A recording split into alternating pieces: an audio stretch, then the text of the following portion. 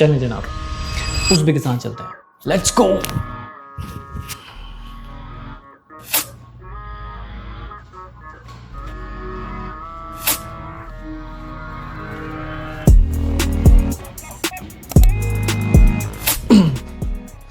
हाँ जी, किधर?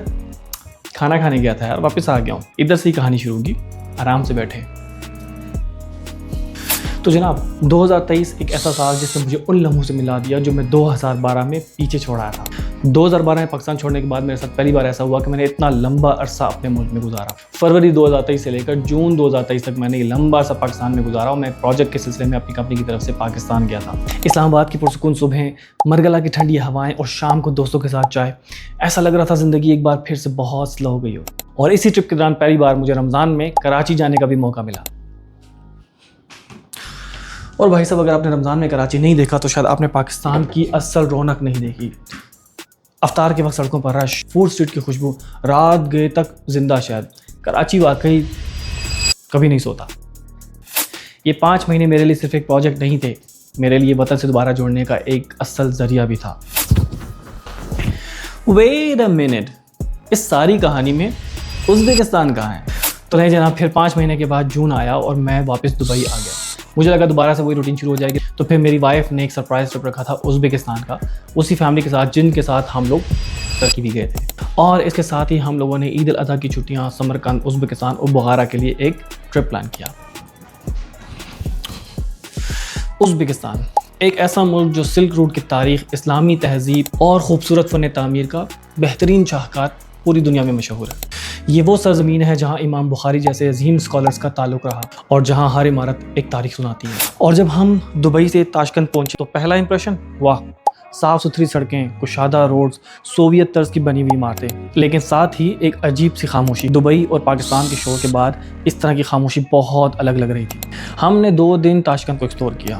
हज़रत इमाम कॉम्प्लेक्स, जोरसू बाज़ार, अमीर तैमूर स्क्वायर और ताशकंद मेट्रो।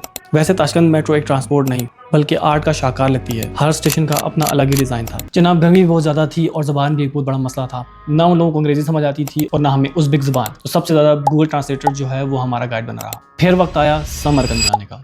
हम लोगों ने ट्रेन ली और 4 घंटे का सफ़र तय करके हम लोग पहुँचे समरकंद। ये एक बहुत मुश्किल सफ़र था और उसकी वजह ये थी कि हम लोगों ने नॉन AC कंपार्टमेंट बुक किया था। 4 घंटे का सफ़र, एक लंबा इम्तिहान। कभी कभी सस्ती चीज़ें बाद में बहुत महंगी भी पड़ जाती हैं। और आखिरकार हम लोग समरकंद पहुँचे और सच बताऊं, शहर को देखते ही सारी थकावट दूर हो गई। समरकंद वाकई किसी तारीख का हिस्सा लगता है। हर तरफ नीले गुंबद, इस्लामी आर्किटेक्चर और हर तरफ तारीख, यानी तारीख पे तारीख, तारीख पे तारीख, तारीख पे तारीख। हमने रेगिस्तान स्क्वायर देखा जो मेरे ख्याल से पूरे सेंट्रल एशिया की सबसे खूबसूरत तरीन जगहों में से एक है। फिर बीबी खाना मस्जिद, शाह जिंदा और गौर अमीर का दौरा भी किया।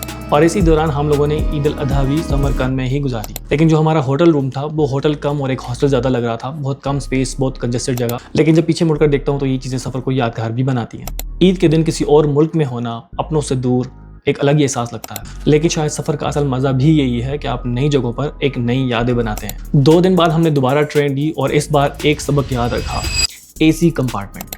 और वाकई इस सफ़र ने पिछली तकलीफ का सारा हिसाब बराबर कर दिया। और अब अगली मंजिल थी बुखारा, जो ज़ाती तौर पर मुझे सबसे ज़्यादा तारीख़ी महसूस हुई। यहाँ की गलियाँ, पुरानी इमारतें और खामोश माहौल, ऐसा लग रहा था जैसे हम लोग सैकड़ों साल पीछे आ गए हों। हमने लयाबे हौज़, कलाम मस्जिद, कलाम मीनार, आर्क ऑफ बुखारा देखा। बुखारा में वक्त थोड़ा स्लो था, लेकिन शायद यही इस शहर की खूबसूरती थी। ना ज़्यादा रश, ना ज़्यादा शोर, बस खामोशी खामोशी थी। कभी कभी सफ़र सिर्फ खूबसूरत मौसम और लग्जरी होटल की वजह से नहीं बनता, बल्कि उन छोटी छोटी मुश्किलात की वजह से बनता है जिनके ऊपर आप बाद में हंसते हैं। उज़्बेकिस्तान का मौसम शायद हमारी प्लानिंग के अकॉर्डिंगली बेहतरीन नहीं था। गर्मी बहुत ज़्यादा थी और ज़बान की मुश्किल हर जगह पेश आ रही थी। लेकिन इसके बावजूद ये सफ़र ख़ास था, क्योंकि ये सिर्फ 3 शहरों का सफ़र नहीं था। ये फैमिली, दोस्ती, ईद, तारीख और नई यादों का सफ़र था। आखिर में हमने दोबारा से फ़्लाइट ली और दोबारा ताशकंद पहुंचे। ताशकंद एयरपोर्ट पे थोड़ा एक्सपीरियंस अच्छा नहीं था, स्पेशली इमिग्रेशन ऑफिसर्स के साथ। और उसके बाद हम लोग दुबई वापस आ गए। लेकिन कुछ सफ़र ख़त्म होकर भी ख़त्म नहीं होते, वो आपके अंदर कहीं रह जाते। और उज़्बेकिस्तान मेरे लिए इन्हीं सफ़रों में से एक सफ़र था। तो जनाब, अगर आप लोगों को भी अपनी ट्रैवल हिस्ट्री बनानी हो, किसी कंट्री विज़िट करना हो, तो उज़्बेकिस्तान भी एक अच्छी चॉइस है। आप जा सकते हैं, विज़िट कर सकते हैं। तारीख़ से लगाव है, हिस्ट्री से लगाव है तो ज़रूर विज़िट करें। मौसम का इंतखाब बेहतरीन करें ताकि आपको भी मेरी तरह उफ ना करनी पड़े। तो मिलते हैं अगले किसी और अच्छी ट्रिप की कहानी में। अल्लाह हाफ़िज़।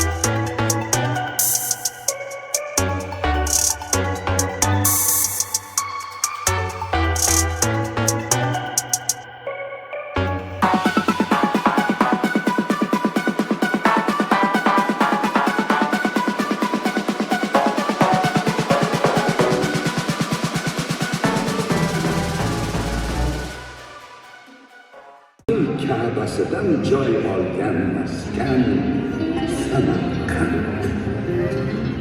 Samarqandda gerçek yoktur.